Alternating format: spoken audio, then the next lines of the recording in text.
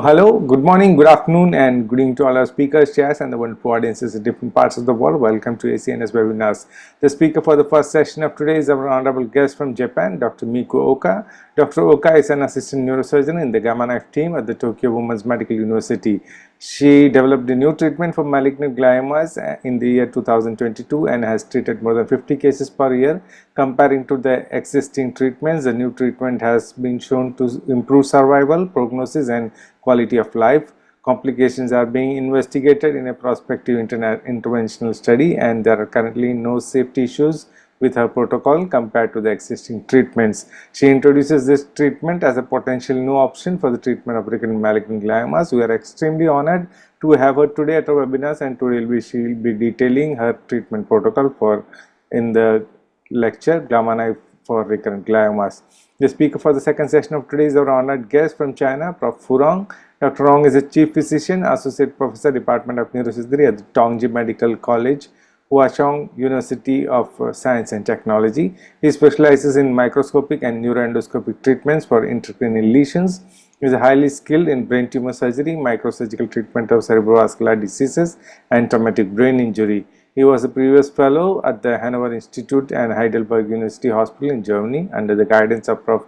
Majid Samai and Prof. Andreas Unterberg. We are extremely honored to have him today at webinars, and today we will be talking about childhood penetrating intracranial injuries by non-metallic foreign body report with 3 cases. The chair for the first session of today's webinar is our honorable guest from India, Prof. Deepak Agarwal. Prof. Deepak is a professor in the Department of Neurosurgery at the All India Institute of Medical Sciences, New Delhi. He did his fellowship in pediatric and endoscopic neurosurgery from Vancouver, Canada, and he has been trained under Professor Paul Steenberg for pediatric neurosurgery and endoscopic neurosurgery. He received his training in Gamma Knife, and he has given Gamma Knife therapy to more than 500 patients in his institute. He is also trained in stereotactic and image guided neurosurgery. He is a noted author with several publications in various peer-reviewed journals. He was the recipient of the CSNS/YNS in the year 2008. He has been editor-in-chief for the Journal of Peripheral Nerve Surgery since 2019 and editor-in-chief of the IJNT since 2019. We are extremely honored and grateful to have him today at our webinars to chair the first session. The chair for the second session of today's webinar is our honored guest from UAE, Professor Thomas Tufo. Prof. Tufo currently serves as a Dubai Oasis area as the head of surgical department and lead consultant neurosurgeon at the Fakih University Hospital in Dubai, UAE. He worked previously in the central Italian region and city of Rome as a senior consultant neurosurgeon at the Policlinico Gemelli University Hospital of Rome, Italy. He has managed over 3,500 complex neurosurgical brain and spinal procedures, including adult and pediatric cases, which also includes minimally invasive spine, complex trauma cases, neuro-oncology and neuromodulation. We are extremely honored and grateful to him for accepting our invitation to chair the second session of today's webinar. On behalf of the Education Committee of the ACNS and the President, Professor Yoko Kato, I would like to welcome both the speakers, chairs and the wonderful audiences to this online platform of ACNS webinars. A very warm welcome to our colleagues in China, and we are extremely grateful to Professor Shubin for broadcasting this webinar on the WeChat channel. Dr. Libun Singh from Malaysia is my co-host for today, and with that introduction, I would like to hand over this online podium to our first chair, Prof. Deepak Agarwal. Thank you, Dr. Raja, and good evening to all of my esteemed panelists, chairpersons and speakers, and to all the audience. We are very fortunate today in having Professor Miko Oka with us, who's going to speak on recurrent or Gamma Knife on recurrent gliomas. This is a topic which is very close to my heart. And at our center in New Delhi, we do Gamma Knife on more than 1,000 patients a year on one machine. And I think gliomas constitute a very small minority, less than 1%. And we are trying to improve upon it, be more aggressive. I am one of the most aggressive, I would say, radiosurgeons in my department who does Gamma Knife for gliomas. And I hope that Professor Oka will speak or talk about, there are both low-grade and high-grade gliomas which can become recurrent. And there is controversy whether we should give repeat Gamma Knife or any kind of radiosurgery for recurrent low-grade gliomas. That is one thing we'll need to discuss. For high grade gliomas, gamma knife is now coming in a big way all over the world, and we look forward to understand how it can be used in the armamentarium of other modalities. Also, there will remain a subset of patients who will, although the tumor is big or despite second surgery, are at the end of all treatment options. So they have already received radiotherapy, they have already received chemotherapy, all kinds of drugs, and patients relative also want to know what else can we do.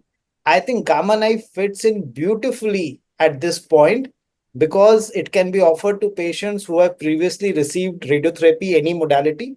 It can be given to patients who have previously received gamma knife also, and it can be given to patients whose Karnofsky score is relatively okay, above 50 or 60 we can give.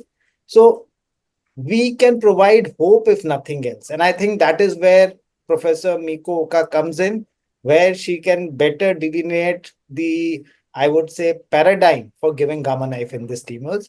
Without much ado, I will now request Professor Miko to take over and show us what role gamma knife has in recurrent clients. Thank you for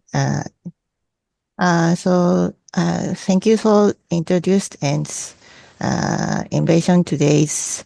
I would like to talk about gamma knife for recurrent gliomas.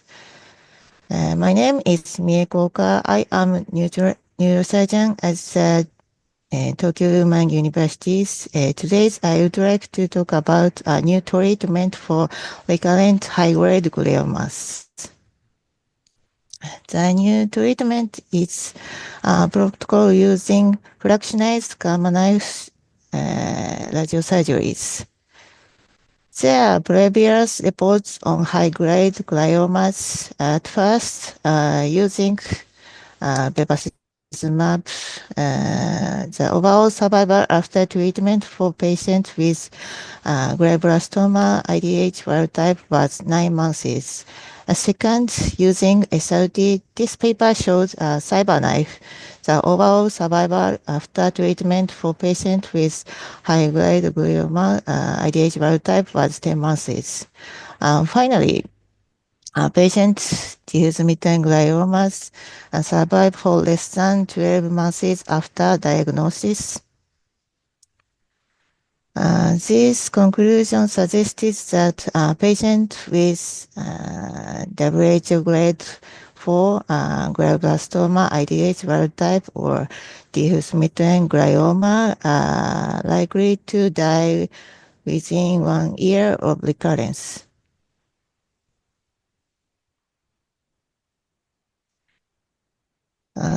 First, I will show the results of the new treatment compared with those existing treatments.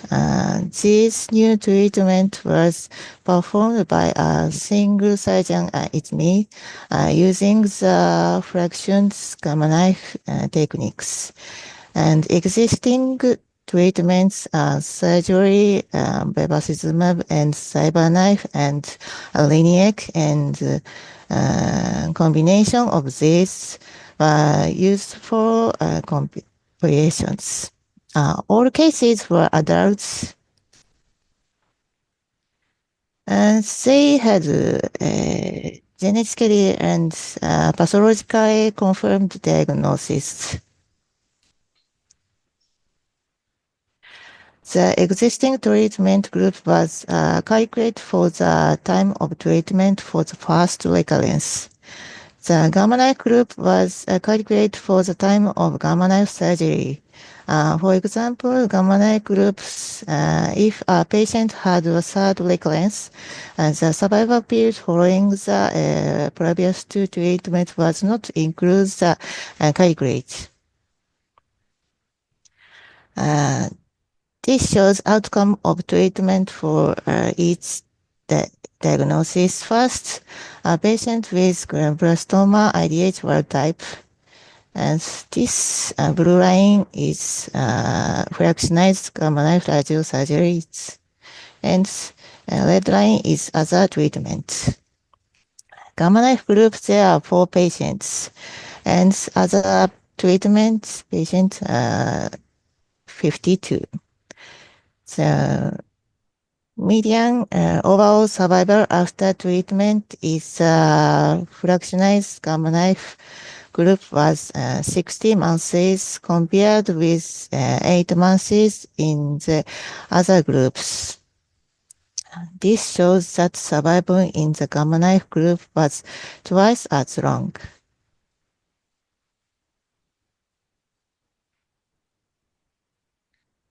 The next, same glioblastoma IDH World 2.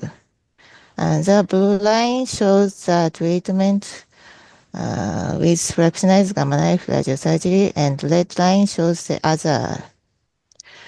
The mean progression-free survival in the fractionized gamma knife group was 6 months compared to 4 months in the other groups. Also, there are no dynamic improvement like the overall outcome. I think this outcome was due to the high number of distance recurrence observed in the gamma knife group. Information on patient background will be presented later. And the next patient with diffuse midline glioma. And today's all cases are adults. The blue line is gamma knife group, and red line is other. Gamma knife groups, there are 7 patients, and other treatments, 11 patients. The median overall survival after treatment in the fractionized gamma knife group was 30 months compared with 7 months in the other groups. And this shows that survival is the gamma knife group was 4 times as long. I think that improvement in outcome is due to the intervention in cases that would previously have been injured and treatable as a hospital. Some cases I present you later.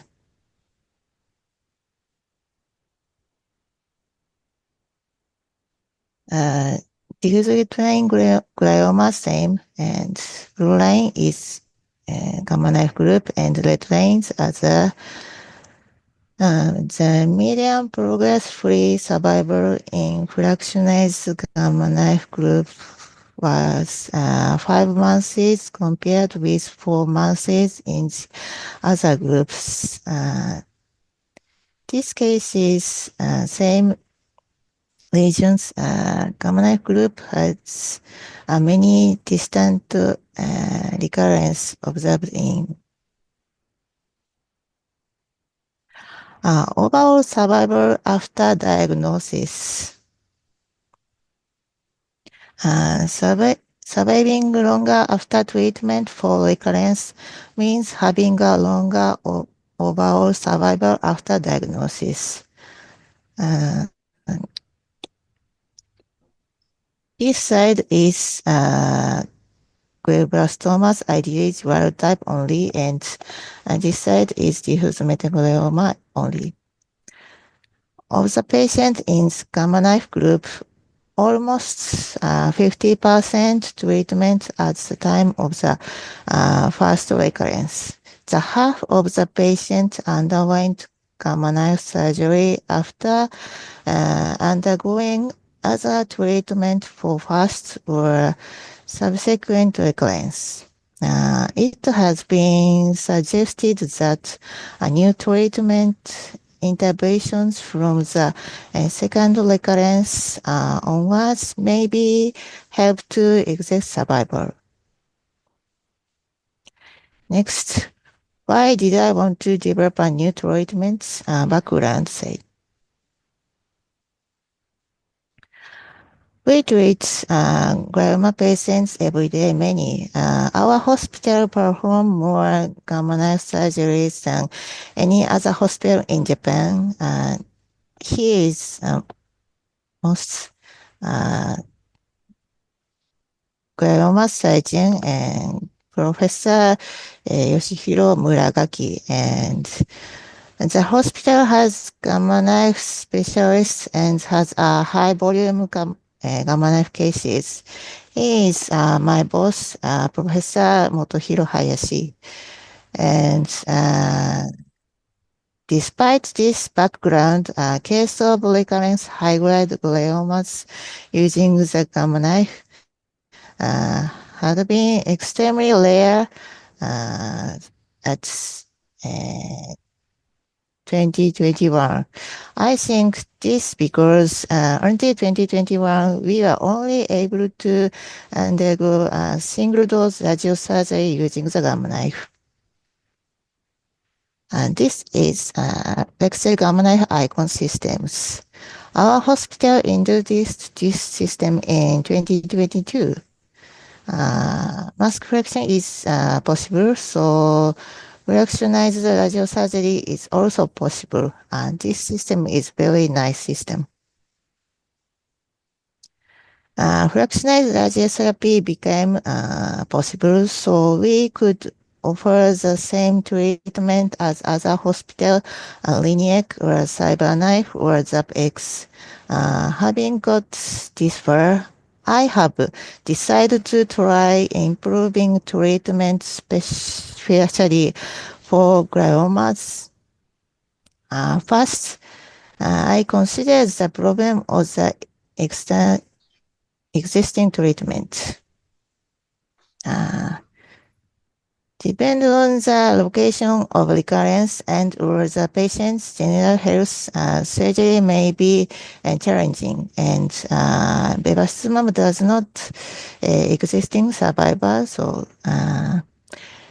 stereotactic radiotherapy has been reported to be somewhat effective, but however, some patients do not respond to treatment. This case is our hospital's patient. He has glioblastoma IDH wild type, and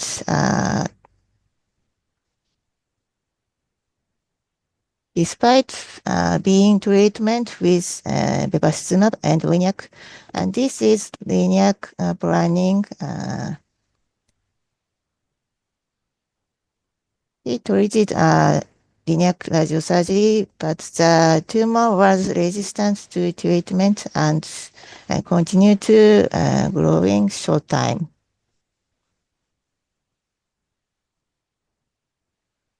Some studies suggest that between 20 or 13% of patients do not respond to stereotactic radiotherapy or radiosurgery.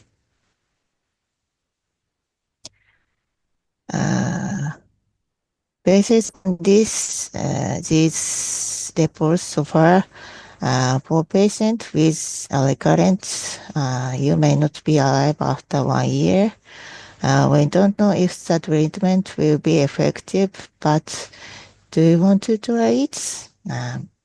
I don't want to say that never. Some days ago, glioblastoma patient once told me how she left when her tumor recurred.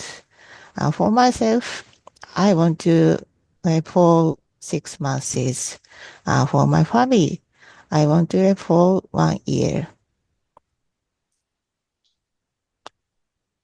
So I decided to following goal for the first phase of new treatment, aim for 100 response rate and do well more than 6 months of after treatment and live for more than 1 year.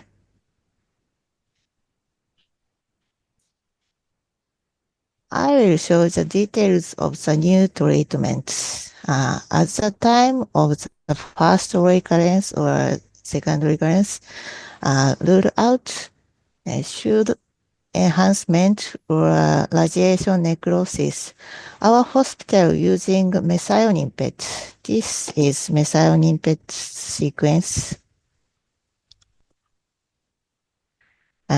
Using image is almost all enhanced MRI. MRI scan on the day treatment started. The treatment target is I use T1 gadolinium enhanced or flare high region, especially at if any methionine PETs. Treatment dose is 30 grade to length in 3 fraction and 50% S dose. We use a medicine, bevacizumab is especially so. These measures aim to reduce diagnostic error and missed treatment, as well as discrepancies between treatment plans and acute tumors.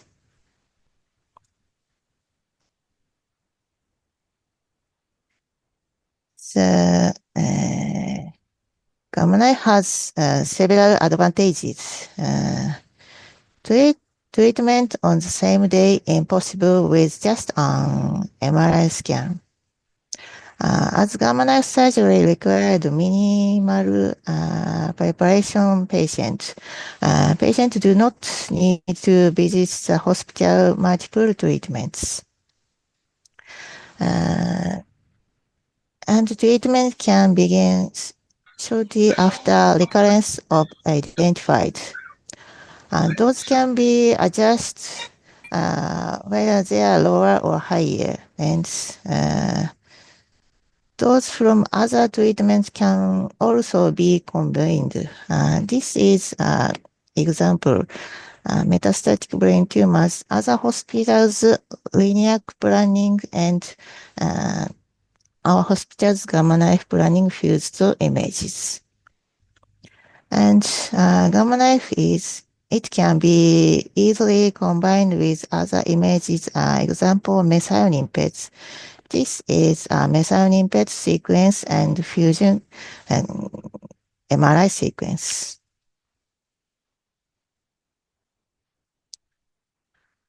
These are outcome of new treatments that I presented earlier. Also, I limit the diagnosis covered here due to time. I've observed improved treatment effects in all WH grade 3 to 4 disease, including astrocytoma, oligodendroglioma, and pediatric type. I think that improvement in outcome is due to the interventions in cases that would probably have been judged and undertreatable. Patient is a mother with young children. She was diagnosed that made surgery and stereotactic radiotherapy difficult at other hospital. She has astrocytoma, WH grade 4, IDH mutation. She presented with right hemisphere and sensory loss, aphasia, visual field obstruction, and headache. I tried to treat all regions, including brain stem here. At the 2 stages, this is 1 stages and it is 2 stages. As the tumor had invaded already the left optic nerve, so here, I took step to protect the right side optic nerve.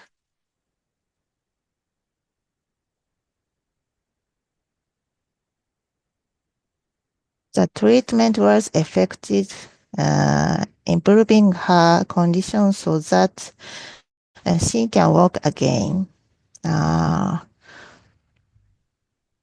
This is before treatment and after treatment 2 months later.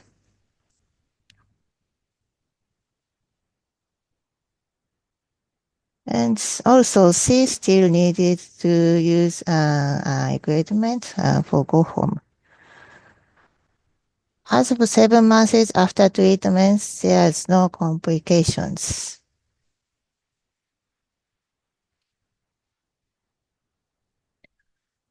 I will present some patient background informations. The percentage of patients with a KPS score of 80 or higher before treatment, the Gamma Knife group is 70% versus other treatment group is 48%. The percent of patient with distant metastasis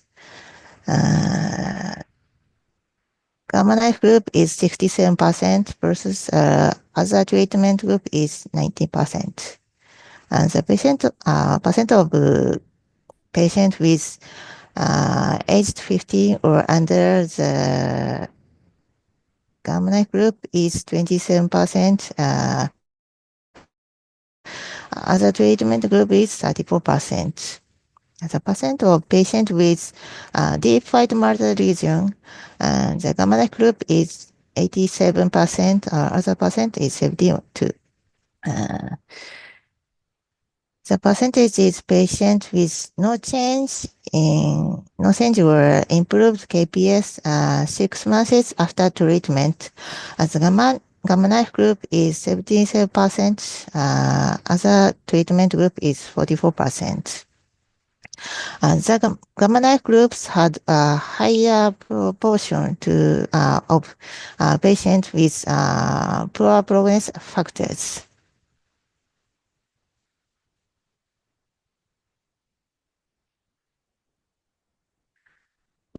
Treatment complications were examined. I checked for several infection, several hemorrhage and embolism, symptomatic ligation necrosis, and hypocephalus and epilepsy. The Gamma Knife group was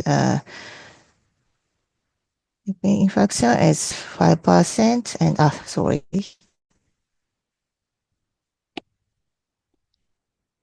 and hemorrhage is 20.5%, embolism is 5%, and symptomatic ligation necrosis 5%, hypocephalus is 2.5%, and epilepsy is 20%. No difference in safety was observed between the new treatment and existing treatments.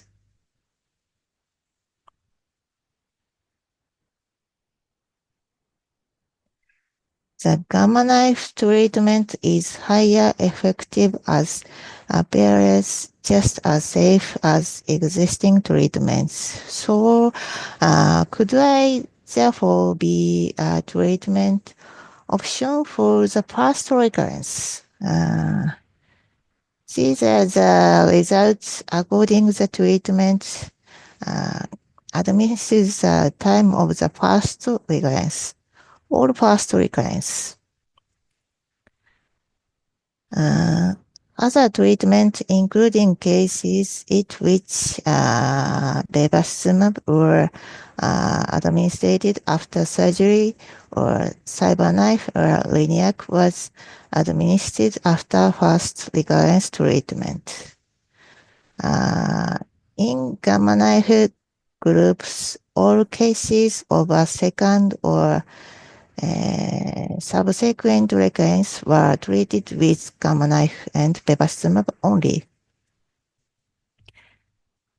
The blue line is a Gamma Knife group, and green line is a tumor removal group, and orange line is CyberKnife or Liniac, other stereotactic radiotherapy. So red line is bevacizumab only.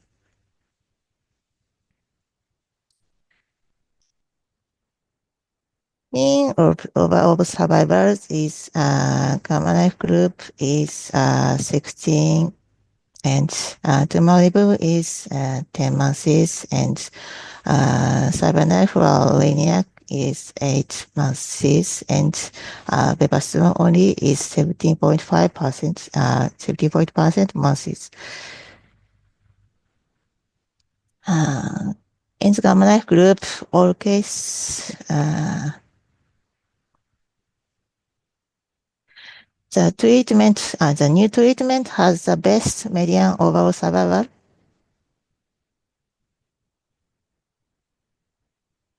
Next, even when other treatments are ineffective, fractionalized gamma knife radiosurgery can still be effective. The patient had glioblastoma IDH wild type. This is before treatment, first recurrence.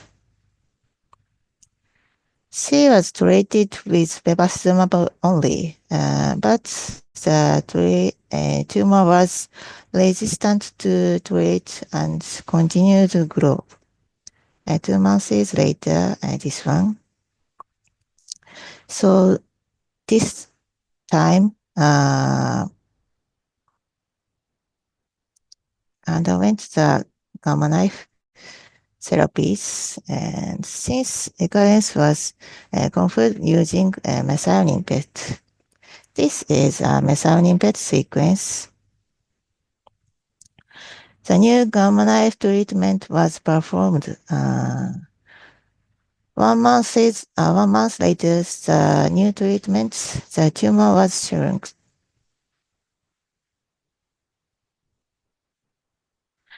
Next, the patient has glioblastoma IDH wild type.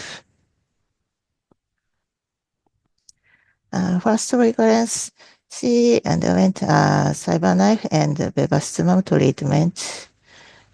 This is CyberKnife treatment planning, and radiation dose is radiation grades per 5 fraction, and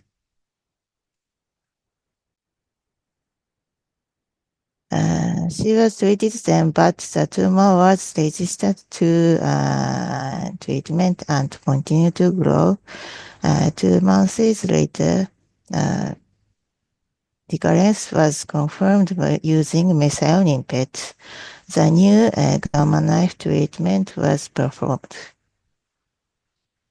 We use radiation dose only 30 grays per 3 fractions only. 1 month after the new treatment, the tumor had shrunk. Next, the patient had glioblastoma. He was treated with Liniac. This is Liniac planning, and radiosurgery dose 30 gray per 10 fractions. And 2 months later, recurrence was tumor was resistant to treatment and continued to grow. These references were confirmed using Kant's methionine PET.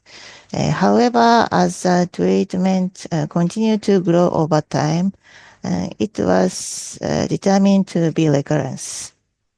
The new gamma knife treatment was performed 2 months later. The and the tumor has shrunk. The next case is Zapex case. The patient has diffuse midline glioma, and she was treated with Zapex. Zapex is new system for stereotactic radiotherapy. She treated with Zapex and bevacizumab. This is Zapex treatment planning. But the tumor was resistant to treatment and continued to grow. This case was effectors both stereotactic therapies and bevacizumab. She finally decided to have surgery. Surgical treatment was completed and the tumor was almost removable. After surgery, she experienced cognitive dysfunction, double vision, and right hemisphere itself. Due to these symptoms, she had to stay in hospital for more than 1 month for rehabilitations. I think this may be a necessary price to pay for treatment of the fatal disease, but the very bad prognosis of diffuse midline gliomas is considered. It may be regrettable that she had not been able to spend Christmas and the New Year with her young children. And during her hospitalizations, some new lesions appeared. This one.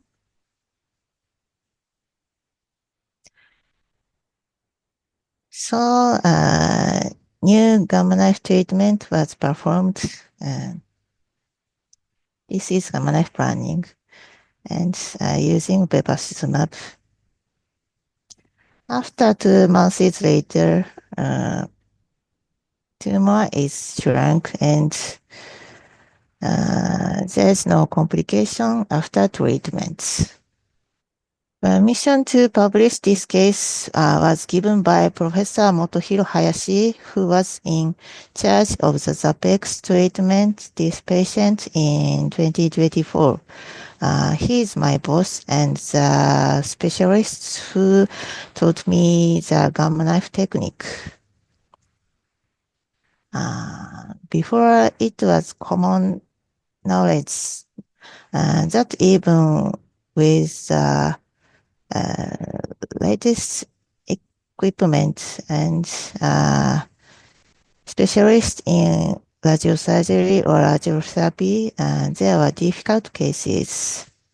However, since the introduction of this treatment since 2022, there has not been a single case of infective with fractionized gamma knife surgery.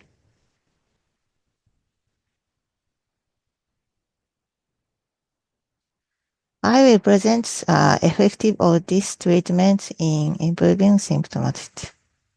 The patient had astrocytoma IDH mutant grade 4.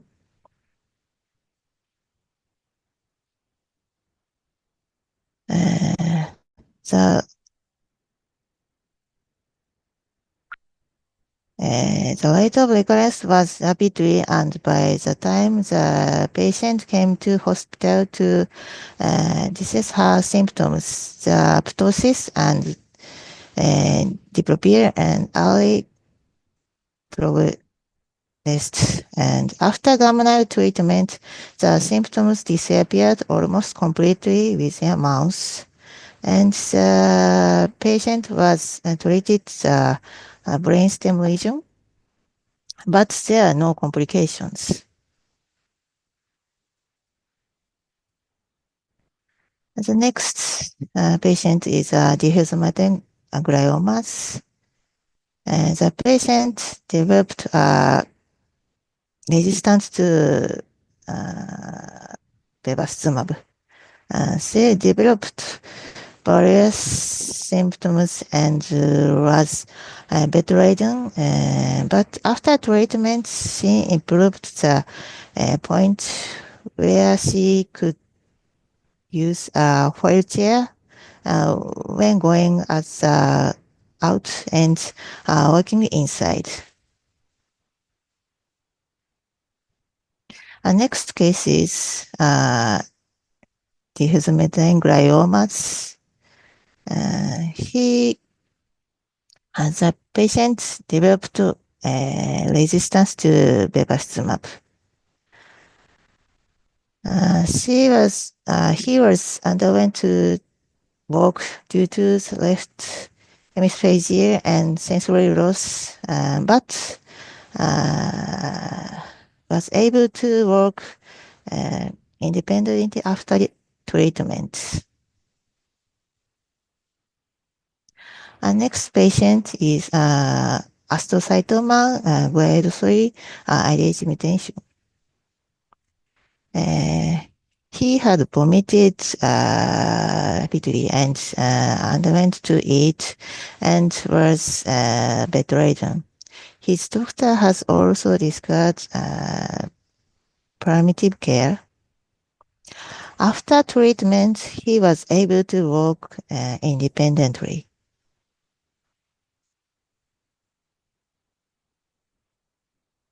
Our next case, diffuse glioma.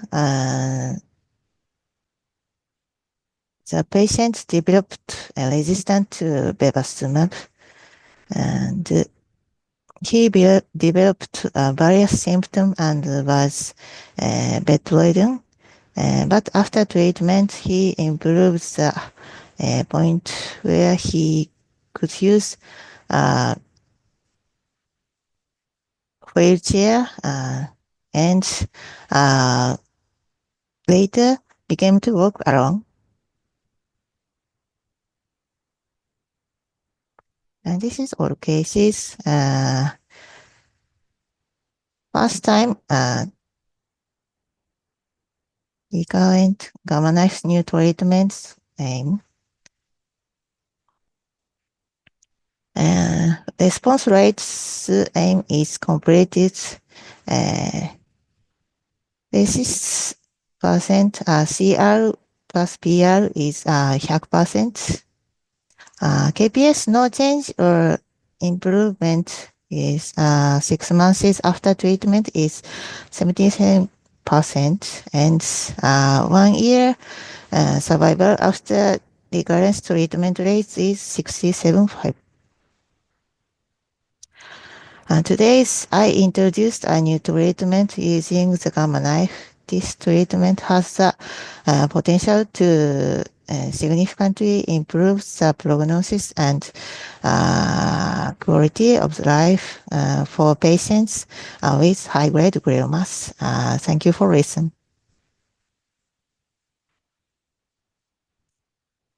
Thank you, Dr. Professor Mikoka, for that very interesting talk.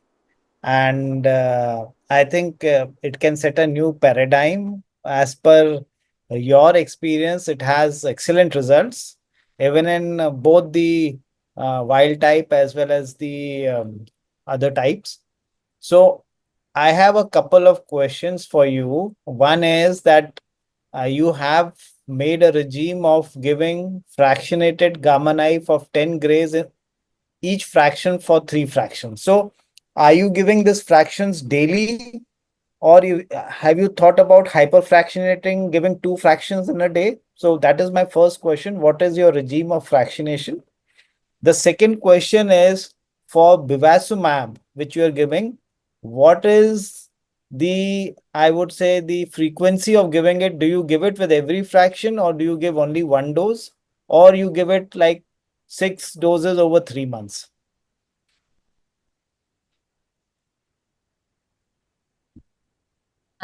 Okay, first question is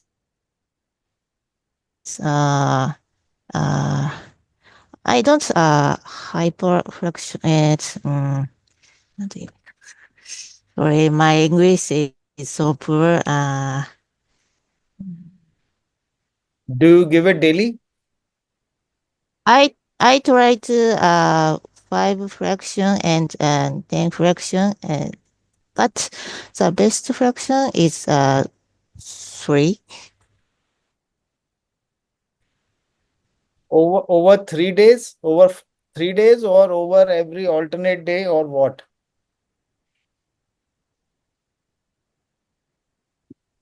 Uh, three 3 days and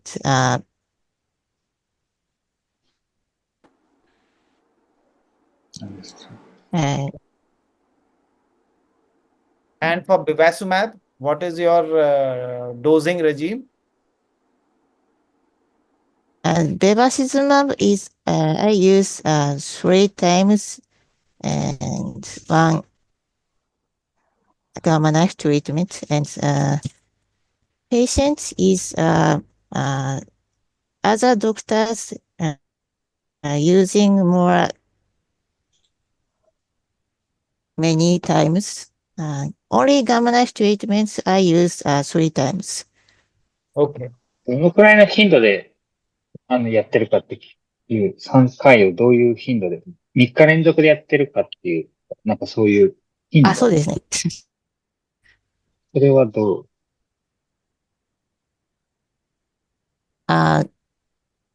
fraction is consecutive Okay. every day, every 3 days. We can take comments from the panelists as well. Prof. Hirosawa is with us. What a great honor. Any comments from you, Prof? Yeah. I don't have any specific question, but I'm very, very surprised to every time see her great outcome. So yeah, every patient with a recurrence of the glioma patients, we have no choice to use the gamma knife. But yeah, this protocol completely invented by herself without any help of other Dr. Hayashi or Dr. Muragaki. So yeah, I really, really respect her great contribution to the patient. So yeah, I'm very happy to hear her wonderful clinical work. Thank you. Thank you. Thank you very much for these kind words. Dr. Liu, any comments from you? Yeah, thanks, Professor Ka, for a nice presentation. I wish to ask, I saw that you use this protocol 30 gray hypofractionated 3 fraction for both large and small recurrent. Why do you give hypofractionated in small lesion? Why don't you give single gamma knife therapy 30 gray? What first question? My second question, Professor, there are some center, for example, in Mayo Clinic, they are using proton beam therapy. In your opinion, do you think that both will have same efficacy in treatment of recurrent comparison of gamma knife hyperfractionated that you presented to proton beam therapy? My last question, Professor. I think one by one is better for her. Okay. I keep the last one. Okay. Yeah. Thank you, Professor. I'm sorry. Please pardon me. First questions. First one, why you use hypofractionated for small lesion? I saw you treat a big lesion, big recurrent with fractionation, which I can understand. But for small lesion, why you still use the same regime? Why not a single therapy? Yes. Only hypofractions and not tumor size we change. それはなんか、なんでそうしたのかっていうのは all protocol 今ま is で、same. Today's I present only 3 fractions and 30 grays only. Very minimum lesion or very big eye traits, most traits is 60 cc, 60 deciliter. Mm. Okay. Okay, I understand. But bevacizumab is complete and there's no complications. Large size tumor. Second question. すいません。Yes. Second Yeah, question. because yes. So there are some paper they suggest to use proton beam therapy for recurrent. Do you think that comparison to your technique, both we have the same result, or your one is better than proton beam? Proton beam for recurrent. Sorry, I don't know. My boss, Dr. Hayashi, using ZapX some cases, but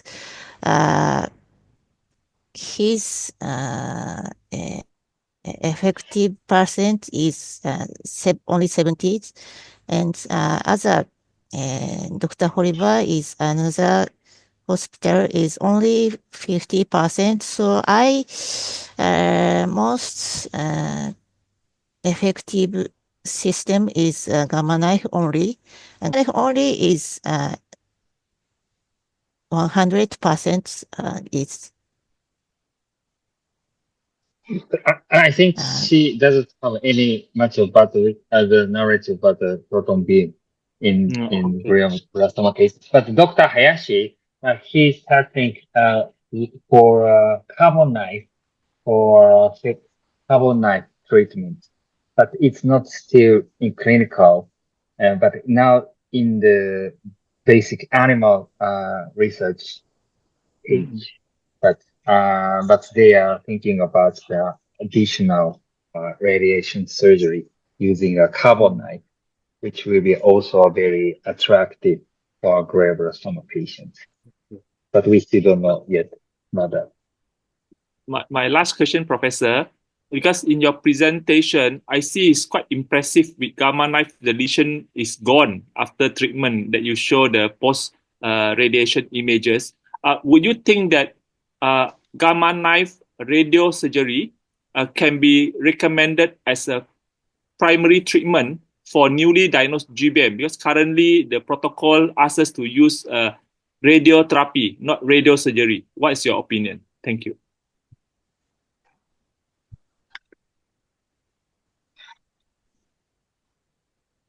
Professor Horisawa? I'm sorry. もう少し、フルブラじゃないやつにも使えるかどうかっていうことを、なんとなくそのことです。聞こえなくてですね、すいません。Okay, she couldn't hear your question, so please say one more again, please. I'm sorry. Yeah, I mean to use your protocol, radiosurgery for newly diagnosed GBM, glioblastoma, rather than recurrent, because current guideline asks us to use radiotherapy, not radiosurgery. What's your opinion? Only recurrence cases. So far, it has not been in the primary treatment. We hope to see it. Well, we can hear comments from Prof. Agarwal also. Does he uses it as a primary modality in any cases? Yes, Mr. Raja, we have done a study in which we have used gamma knife, ultra early gamma knife after primary surgery, and we published this also. We have compared it with patients who were given radiotherapy, and the results are equivalent. I mean, it's a non-inferiority we have shown initially, but in our patients, there were a lot of residual tumor, large residue. So we think that if we give it upfront, and especially with Professor Miko Oka's technique of adding bevacizumab with it, I think it will be an excellent alternative, because instead of giving 28 fractions, we can limit it to 1 or 3 fractions with bevacizumab, and maybe the outcome can be much better with this, even in the primary treatment of glioblastoma. Well, that's Thank you, Professor. wonderful. That's wonderful. Prof. Tufo has raised his hand. Yes, Prof. Tufo? Yes, compliment for the presentation, but I'd like ask to the panel one simple question. So we are discussing about advanced treatment, repeating radiation therapy, proton beam, but let's just we need to discuss one thing. Now we are in a system insurance based, and we know that we are facing lots of issue when you propose a second line treatment with the insurance. The insurance they don't renew after 1 year to our patient. In the public system also we have the same problems where the waiting list is more than 6 months, 1 year. So we are discussing beautiful concept and data, but what's happening in the real world? So it means in different country with the insurance-based system or government or public system, what's happening with this treatment? So it's more a general question, but that's the problem when we propose a second line treatment for our patient. Okay, the insurance is not covering, or in the government sector, we need to wait 9 months. Well, so that's, I think we should think about this, because sometimes when we present experience of one center, the biggest center all around the world, is not a real world, let's say, because for 90% of the centers, we will never have the same result, basically. So I will open this question for the panel. Maybe Prof. Horisawa can answer that.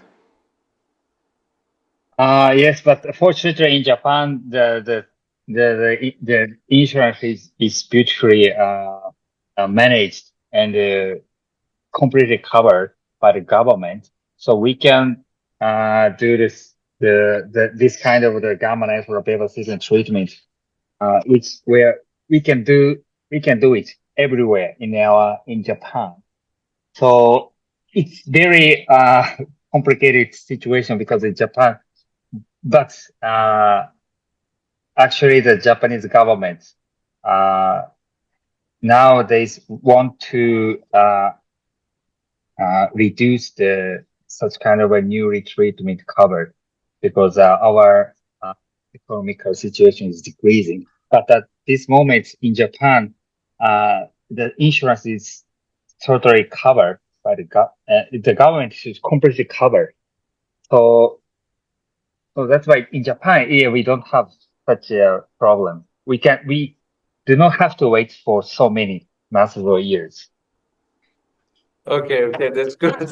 Let's try to keep this privilege in Japan, please. How is it in your place, Prof. Agarwal, in Delhi? Do you have had problems with insurance?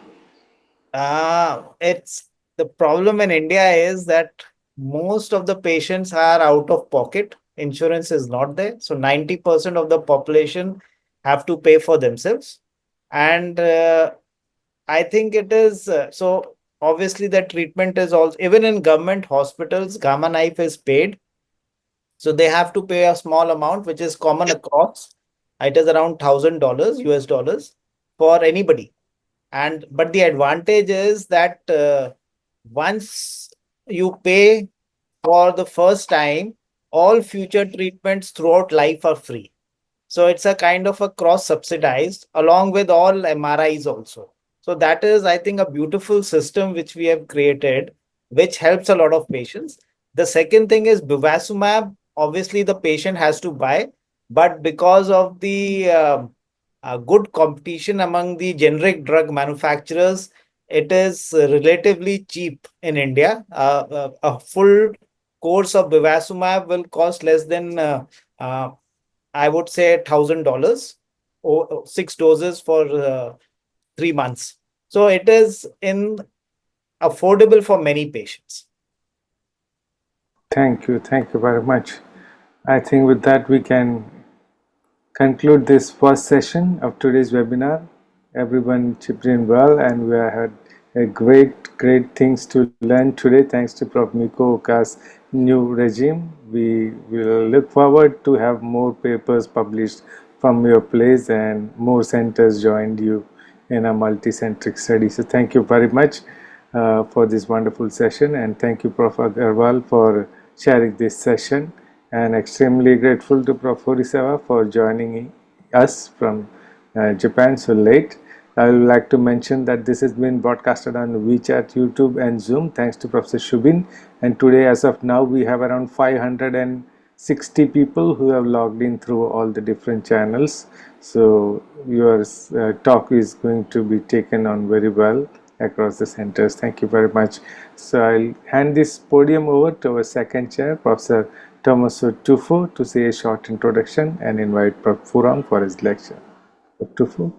Thank you very much for this opportunity, and as introduce the second session, especially for open brain and head injury in pediatric cases, is an important topic, because we know this management of pediatric cases is not as adult patients. So we have to deal, of course, with a patient that is not a small adult, the pediatric cases.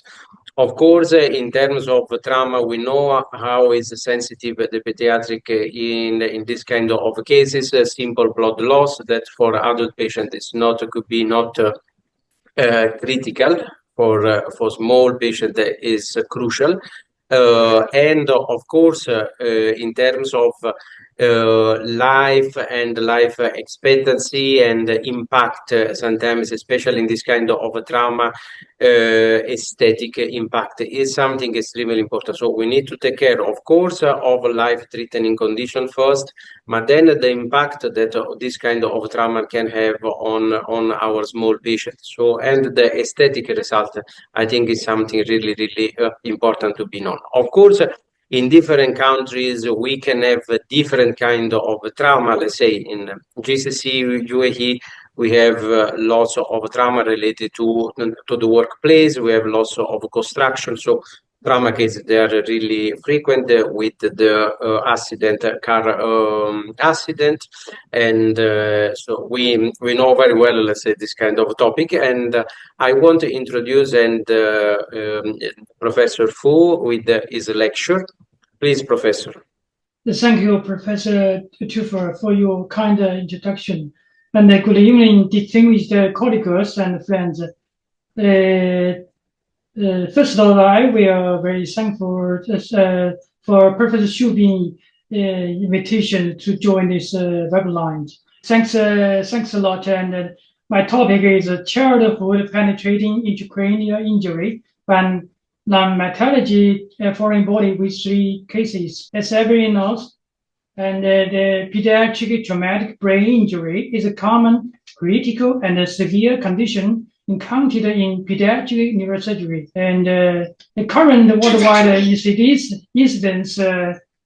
pediatric traumatic brain injury ranges from 15 to 450 per 100,000.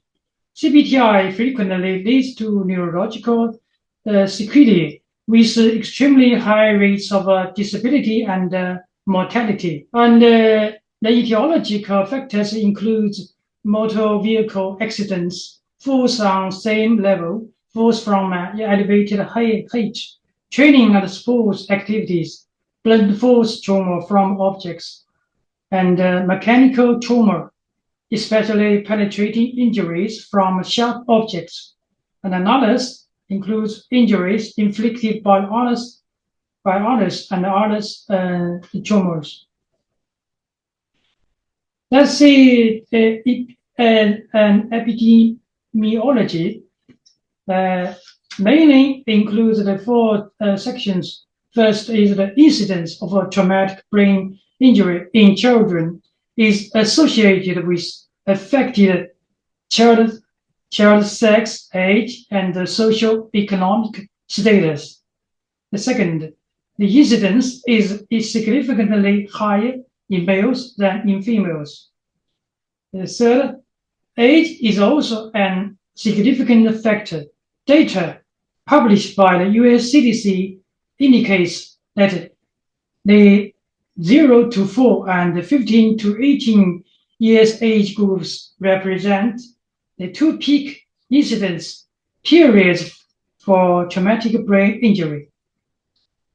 And the fourth, low social-economic status is also a significant contributor to the high incidence of children traumatic brain injury. Let's see the clinical characteristics. First, compared to adults, children have a large syphilitic index and head weight body weight ratio. The second, children exhibit a higher craniofacial ratio than adults. Third, the sinuses in infants and young children are underdeveloped. Their facial bones are hard. Fourth, children have thin and malleable cranial bones that are non-prone to fractures. And clinical characteristics include as below, between the ages of 0 and 2, the degree of white matter myelination in the brains is now making it more susceptible to damage during trauma. This results in higher incidence of diffuse axonal injury. And then the connection between the dural matter and the cranial sutures at the top of the head is weak, making it easy for epidural hematoma to cross the sutures. The cranium and the brain issue of young children are highly deformable and make them prone to bridging veins, tears that can lead to subdural hematoma. Children have underdeveloped and weak neck muscles coupled with relatively large heads, resulting in poor head and neck stability. Children traumatic brain injury is a common critical disease of pediatric neurosurgery. Today, this evening, I will talk about the penetrating and the TBI of in children. The first of the case is a female child, 4 years, 5 months, at 5 p.m. February 3, 2018, the face of this girl was penetrated by bamboo chopsticks because of careless falling while she was eating food. She was admitted, sent to a local hospital. Then she was transferred to neurosurgery department, Union Hospital. Let's see her physical examination. She has a clear mind, and there was a chopstick shaft about 10 centimeter length outside left.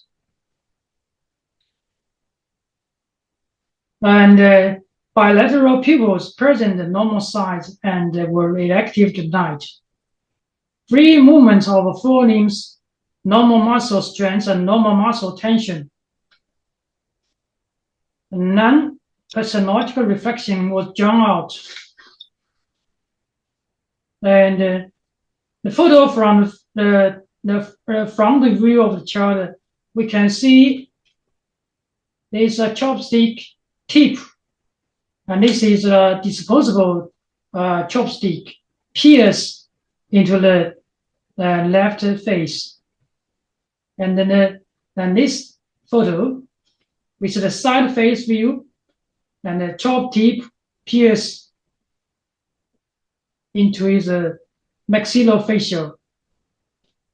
And after the mission, then the girl will accept and a CT scanning. The external section of a non-contrast head CT shown the chopstick shaft located in the lateral fissure and the subarachnoid hemorrhage. The sagittal section of a non-contrasted head and maxillofacial CT show the chopstick tip piercing into middle fossa.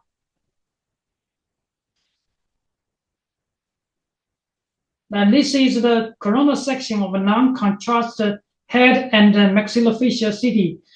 And the CT shows that the chopstick reached the cell region and the lateral fissure. This is the chopstick graft taken out after craniotomy.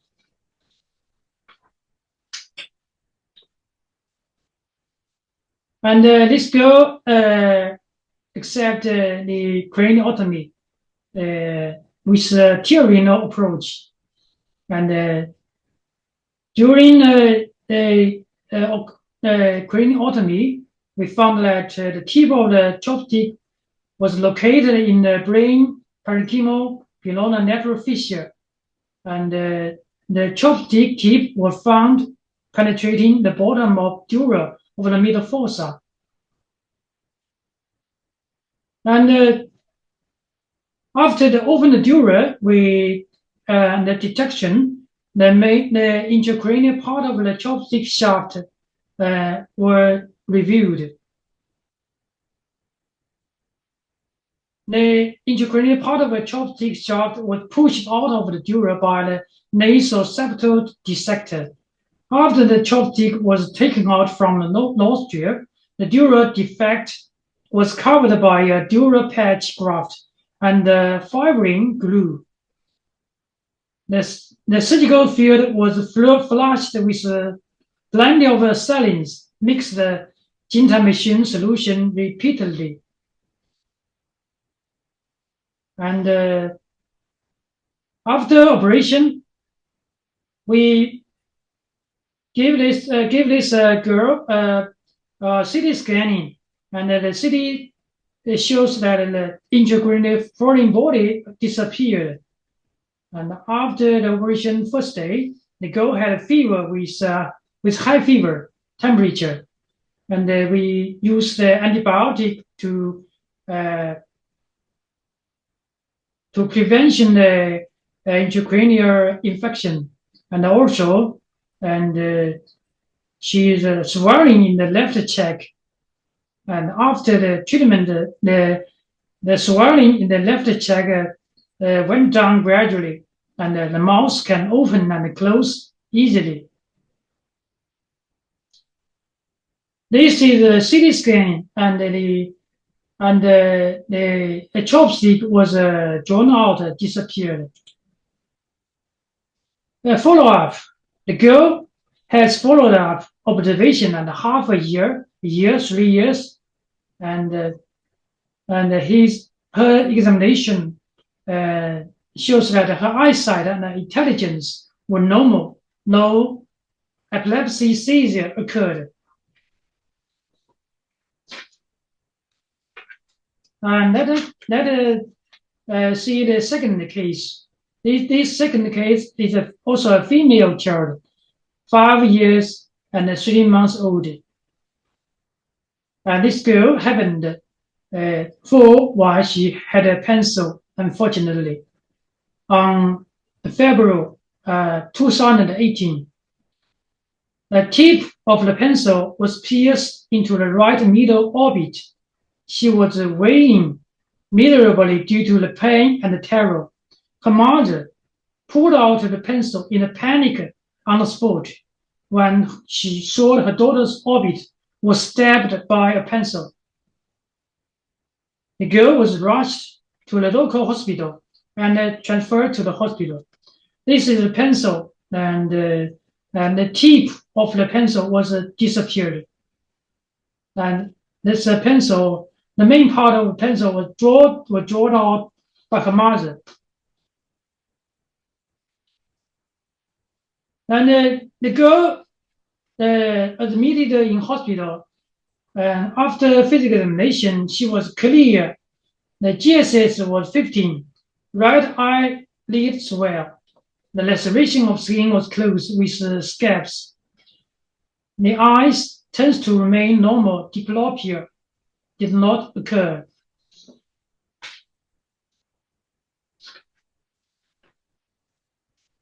Before operation, she accepted a CT scanning from the axial section. We can see is the high density foreign bodies in the orbital orbit. And this may be a lead of a pencil, and this the green arrows is the hematoma, and this is the coronal section, and we can see the foreign bodies. Maybe this the lead, and also we can see the fractures of the orbit wall. This is the sagittal sections of this is the hematoma, and this is the major leads and fractures.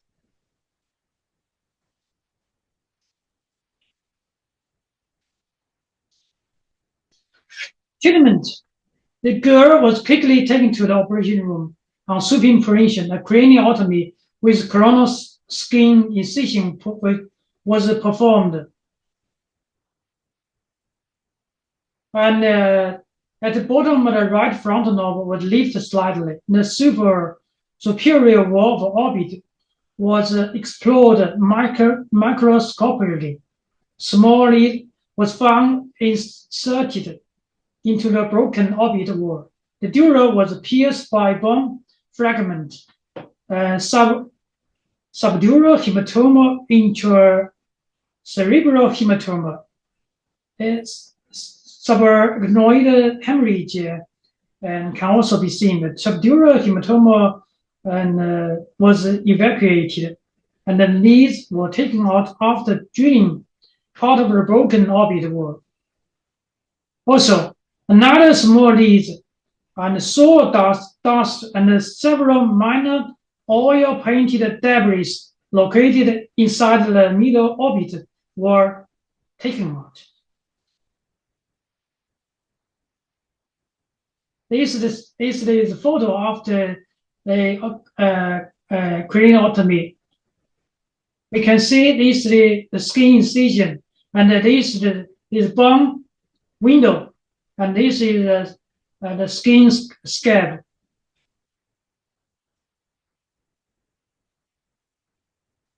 And this is the fragment removed during operation. This is the leads, and this is the debris.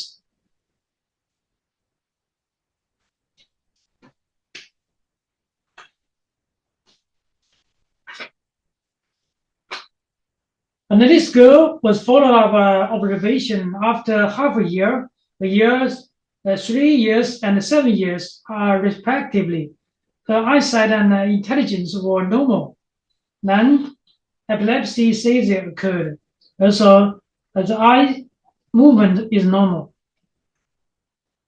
This is the 4 years old after surgery, and she looks like very well. And this is the after and 7 years.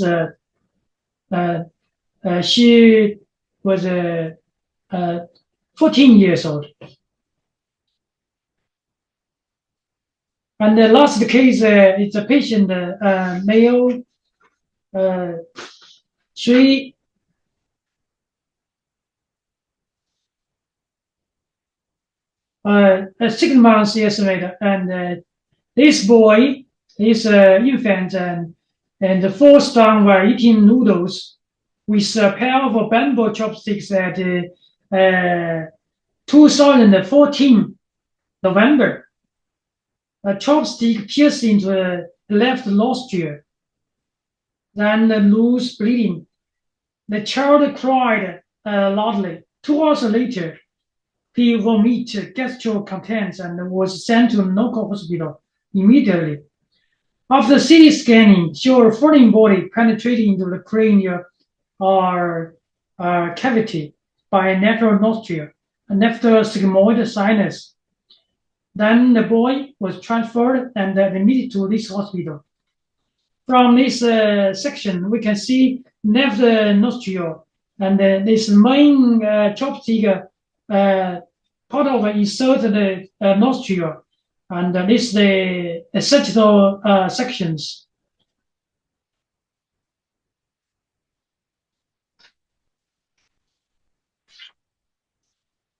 After admitted hospital, this patient they accept immediate CT scanning includes and three-dimensional reconstruction CT scanning. From this coronal section, we can see the chopstick and looks like no density, and the main part of the chopstick cross the nostril and the bottom of the fossa, anterior fossa, and into the midline of the brain. This is the sagittal section from this the nostril into pierce into the anterior middle fossa, anterior fossa into the colossal colossum, the middle. This is the three-dimensional reconstruction CT results. We can see from this, we can see, and the chopstick shaft appears into the olfactory grooves, and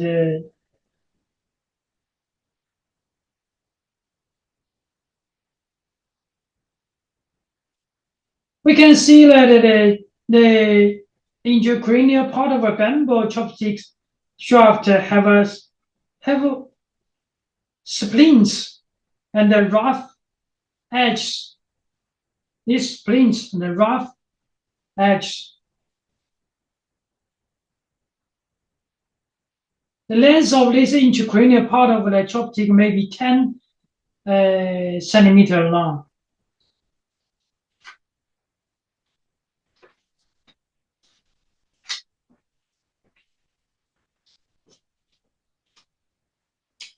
The child was accepted immediately craniotomy with coronal skin incision behind the highline and a modified and pyramidal approach and supine position. And I introduced the craniotomy briefly. The bottom of the frontal lobe lifted slightly, and the olfactory saucer area was explored, and the chopstick shaft pierced dura was found. Then from the frontal interhemispheric fissure, the whole part of the chopstick inside the brain was exposed by retrograde method from the olfactory saucer. And the bamboo chopstick was spined and pulled out with a plunger from the nostril under microscope. In the process of manipulation, the small artery was ruptured and hemostasis tests by electric coagulation was performed. And the crevices of dura about 5 millimeters was found after chopstick being pulled out. We covered with the artificial gelsam and dura.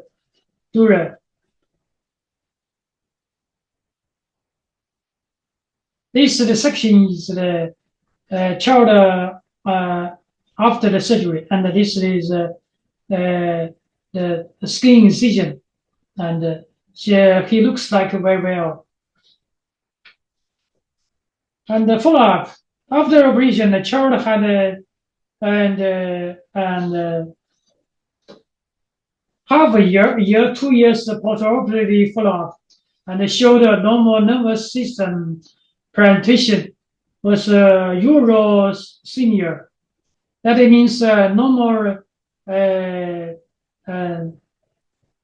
sensation, normal sensation of the how to say this is the loose sensation.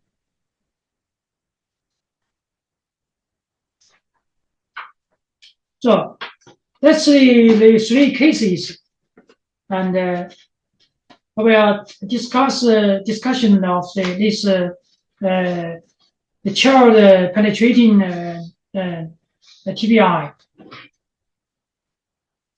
First, rapidly, accurately establish the diagnosis, preciously assess the integrity of intracranial foreign body penetration and the extent of intracranial damage. MRI is not suitable for scanning metal foreign bodies and requires a relatively long examination time. A CT scanning is recommended with specific scanning sequences tailored to the location of the injury and the characteristics of a foreign body.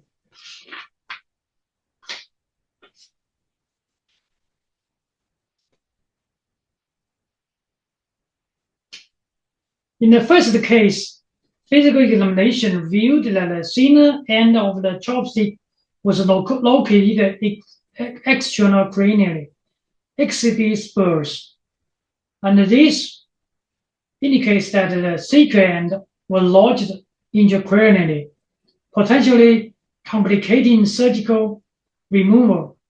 In the second case, the family members, her mother, removed the pencil by herself. However, the tip of the pencil needs broken into several pieces. This increased difficulties of the search. The location of injuries also varied. Some foreign bodies entered the intracranial cavity through a nasal cavity and transverses into the anterior and the middle fossa, with others entered through the orbit. In the first case, a head CT scan revealed that the thicker end of a chopstick had penetrated the intracranial cavity, forming an carceration. The surface of the chopsticks appears to have minor burrs.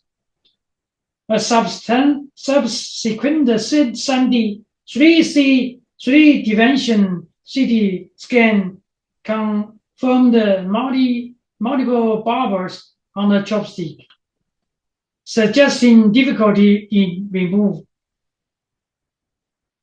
Furthermore, the chopstick was situated near blood vessels. Forceful removal could lead to damage of a cerebral or skull-based vascularization. In the second case, thin slice scanning encompassing both axial and sagittal planes were performed on the orbit and head. It helps find leftover foreign bodies and lower the chance of missing any. The CT scan of the third case revealed the intracranial part of a chopstick with no barbers present. The chopstick can extracted with minimal resistance. If the brain body near the major blood vessel, the head CT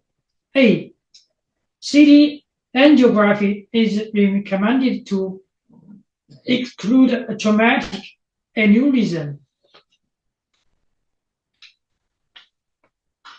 The second point is the surgical principle prioritize the minimal tumor and the rapid removal of the foreign body, aiming to protect the normal brain structures and minimize secondary damage. The surgical approach should be determined by considering the injury location and the foreign body's shape and its intactness. In the first case, the chopstick penetrated 10 centimeter in the skull and lodging in the brain tissue near the midline, making localization challenging. However, the entry point through the dura mater at the base of the anterior cranial fossa provided a relatively fixed reference. The initial plan was to assess the olfactory groove through the base of the frontal knob to locate the chopsticks. Then, by working retrogradally through the longitudinal fissure, the potent portion of a vascular injury. If extraction the chopstick through nasal cavity proved difficult, a high-speed burr can be used to carefully cut the chopsticks at the olfactory groove fracture site, dividing them into 2 sections for removal. However, after the entire intracranial length of the chopstick was exposed, bone rongers were used to grasp the end of the protruding into the nasal cavity. Then the chopstick were carefully rotated and extracted, removing it from the nostril, the whole chopstick. And in the second case, a preoperative consultation with an ophthalmologist was conducted to discuss the feasibility of using endoscopic or welding the wooden to remove the residual pencil lead. Considering the pencil had been removed by her mother 2 days ago, and there was a significant local swelling, operation through the orbital skin wound and the soft tissue tunnel were deemed too spatially restrictive. Therefore, the craniotomy were performed via the supraorbital margin for exploration. This approach proved more favorable. In the third case, the chopsticks penetrated intracranially from the base of the middle cranial fossa, close to the lateral fissure. A conventional theorenal approach was adopted, which allowed exploration of both the lateral vista and the middle cranial fossa. During the operation, it was discovered that the thin end of the chopstick had penetrated the intracranial space. The penetration depth was only 6 centimeters, and no barbs were present. Therefore, the chopstick was easily pushed out to the skull base using a nasal separator and then extracted, preventing CSF leakage, and the osteo defect should be found with a gelatin sponge or bone wax. And also the biological protein glue to cover the defect. The 3 patients in this group were treated with the aforementioned method, and CSF leakage was not occurred.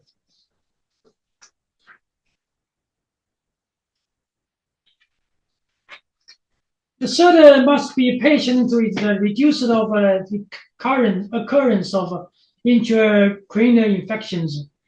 And in my opinion, the minimal surgical preparation time, whether a pencil or chopstick, the face surface is rough and harbors numerous bacteria. The long Longer foreign body remains intracranial, the greater risk of inflammation and infection. And after the foreign body, irrigation the wound and the surgical field repeatedly with copious amounts of lomosaline and antibiotic solution. For fragments foreign bodies, meticulously inspected the surgical field repeatedly to avoid leaving any fragments behind. And completely debridement was performed to eliminate any residue fragments. And also, broader spectrum antibiotics covering both gram-positive cocci and gram-negative bacteria were administered in the early post-operative period.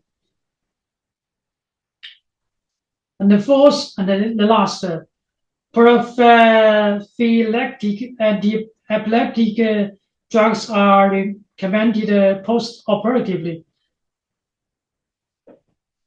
Foreign body penetrating into brain tissue can cause intracranial hematoma and cerebral contusion and laceration. Seizure are more likely to occur, particularly in the presence of infection. All three patients, three children in this group received and accepted prophylactic intravenous sodium valproate initially, followed by transition to oral deprecane. And no seizures observed during the 3 to 5 years follow-up period. So let's have a conclusion. And first, timely media attention is crucial. And parents must refrain from handle craning and foreign bodies. Prompt diagnosis should be established. Maxillofacial fissure and head CT scanning are recommended.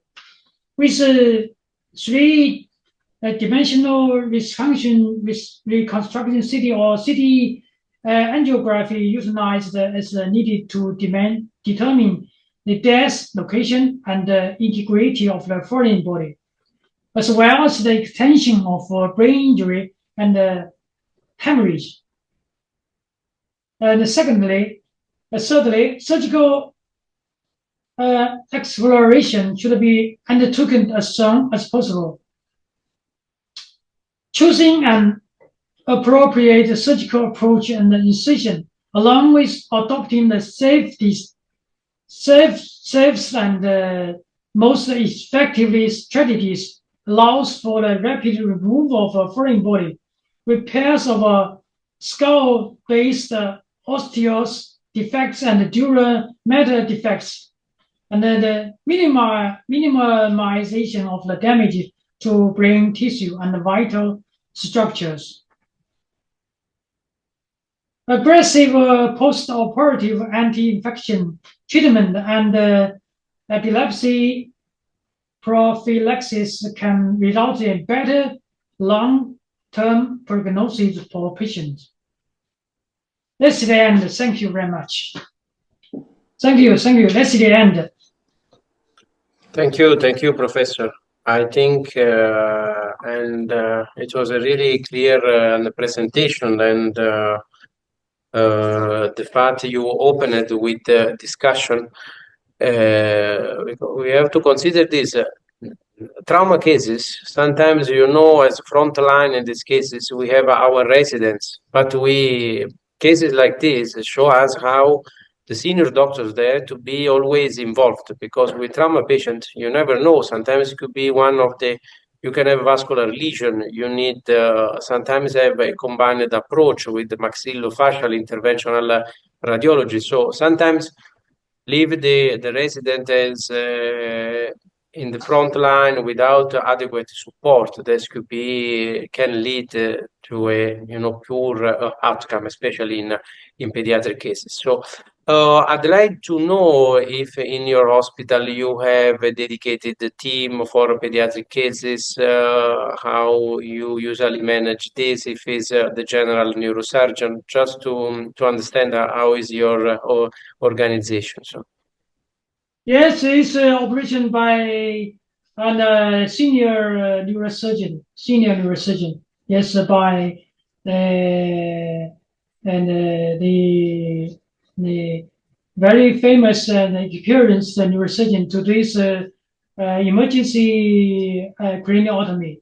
I'd like to know, because that's important. What about the medical treatment? I saw that you usually use a prophylactic medication for seizure, but is it really necessary in these cases, especially in pediatric cases, given this load of medication for seizure? So, do you have any evidence in literature that in this kind of traumas and penetrating injury, there is some support in literature about this?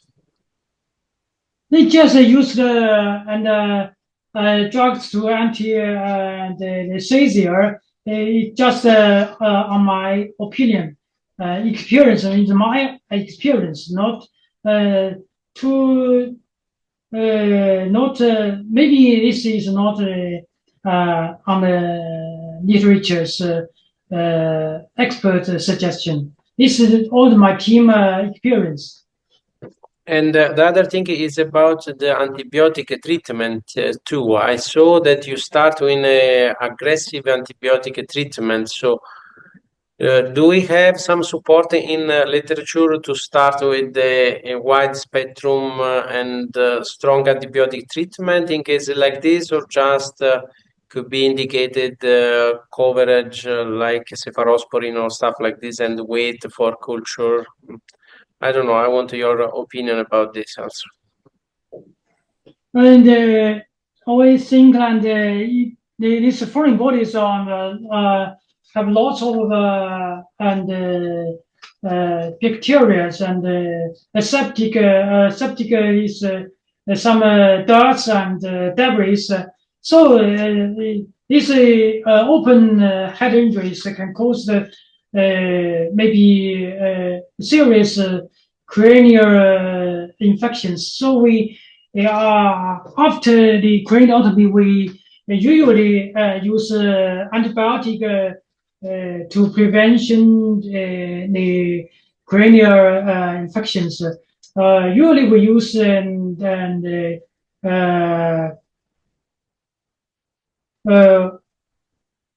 1 week after the craniotomy.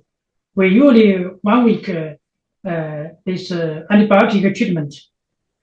I know, just I open this question to the panels because sometimes using wide spectrum antibiotics and prophylactic medication for seizure in pediatric cases, sometimes in small kids, can have a strong impact in general on the metabolism. I don't know what's the opinion of the panels about this. Well, our center handles a lot of open pediatric and closed head injuries, and there is substantial evidence in the literature also which shows that AEDs are actually very protective in penetrating brain injuries as well. And there are several articles on the internet and PubMed which shows the protective effect of AEDs in the first week at least of penetrating brain injuries in children. Dr. Liu, what about you? Yeah, I think I agree with Professor regarding the antibiotic. Usually, we especially in the condition that the historical 3 cases actually is a domestic injury. We usually have a coverage of antibiotic as long as we coverage both aerob and anaerob. And usually, unless there's evidence to show ongoing infection and resolve infection, as long as inflammatory parameter coming down, wound heals, repeat scan contrast doesn't show any new contrast enhancement, I think it's all right. The only issue is now the duration the duration of antibiotic. There's no clear guideline because it's not considered effective until it's proven to be effective. And once it's proven to be effective, then we may have prolonged antibiotic coverage. Otherwise, usually it's around 1 to 2 weeks. As long as the wound heals, means there's a protection in our opinion. Actually, I have a question for Professor Rong regarding the removal of the foreign body. I'm not sure because in our classical teaching that we should not touch because we do not know what object have been penetrated. Is there any education system in China that tell the parents if such thing happen, you should not remove any foreign body? Professor Rong? Okay.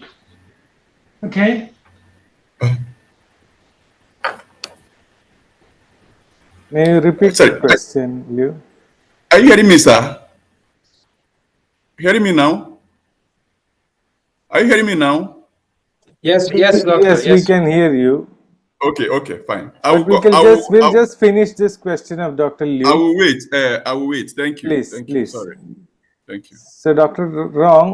Liu is asking his question.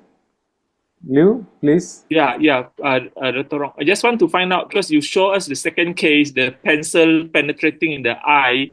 The mother actually removed the pencil, which we think is very dangerous act. Is there any education system in China to tell parents if it's such penetrating injury, you should not remove any foreign body? Is there any drive towards that? My question. Yes, this is the second case, and this is and her mother and was scared, and on the spot her mother drawn these pencils out, but and in our country, and most of the parents and children and have no this and the knowledge of to prove this and the shape of the brain, and her mother may be scared, and after the operation we tell her mother that you should not to pull out the pencil, and her mother also scared, and they're very and sorry for doing these actions. So we suggest in our hospital, in our schools, high schools, senior schools, we strongly suggest that the students and before schools must accept the suggestion to not to when the patient was suffer from head injuries, especially in foreign bodies, should not be pulled out by her mother or relatives. You should immediately send to the hospital. Thank you very much, Dr. Rong. Just a quick comment, Dr. Liu. I think there's an important point, because education about this is not all over, and in the different country. I will say in Italy too, or in some places in the GCC, absolutely is not clear this. And of course, it's a kind of instinctive for the parents to go and remove the object. I think there's really an important point that should be discussed and sometimes promoted, because this can lead really to a fatal, outcome, something like this. Yes, of course. Yes, Dr. Anyako. Yes, thank you so much, Professor Raja. Yeah, good morning, good afternoon, good evening, professors and colleagues. Yeah, sorry, Dr. Liu, for interrupting your question section. I'm very sorry. Yeah, thank you, sir. Yeah, thank you, Professor Rong, for that presentation. Wow, coming to Raja, your question, the use of anti-seizure in pediatric patients. Yes, sir, there is a good place of the use of anti-seizures in my place. Prophylactic use is called for in the first one week, as you rightly said, because seizures in children, they are better prevented than managed. So we use prophylactic anti-seizure administration in the first 1 week post trauma. Yes, sir. Okay, sir, in your presentation, sir, I noticed that in the 3 patients we had, there was no, well, you mentioned it in the conclusion, there was no use of CT angiography in all of them. And then 2 of them, one was midline, as if it would be aborting on the middle, in the anterior cerebral artery. The other one was in the sylvian fissure, as if in the territory of the middle cerebral artery. And there was no use of CT angio in these cases. So how did you manage? Because it's possible it could have injured these arteries. How did you manage to work without CT angio in these patients? Thank you so much, sir. Angel. Yes, sir. Prof. Furong, did you get the question? Okay, you didn't get the question.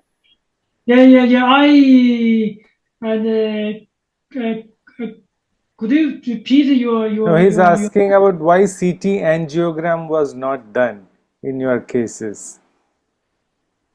CT angiogram of CT. Yeah. Why it was not considered in your patients?